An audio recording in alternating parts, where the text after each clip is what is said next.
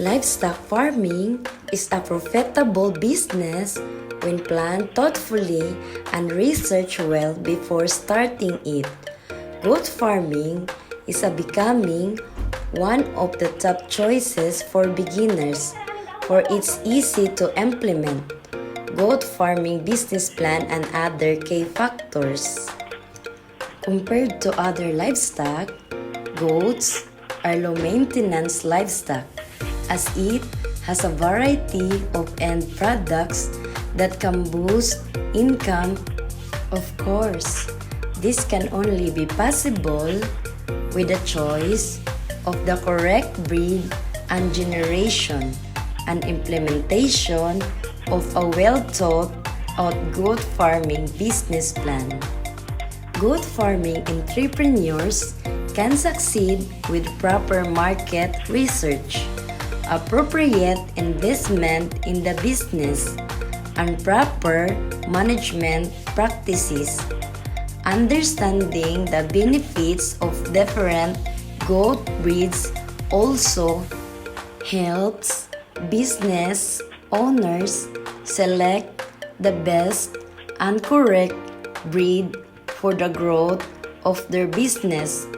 With focus and clarity, you will be able to flourish in the goat farming business. Unlike any business to thrive, goat farming also needs a robust business plan to grow and make profits in your new business setup.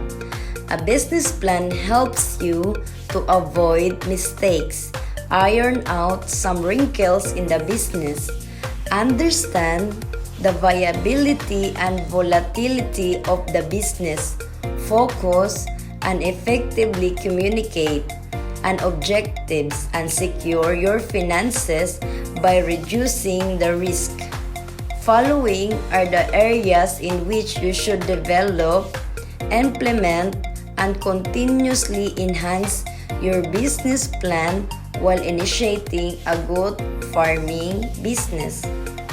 Breed selection, investment requirement, land and shelter provisions, select of goat weight gain supplements, selection of appropriate brands for feed supplements, and lastly, provisions to maintain the health and well-being of your breed.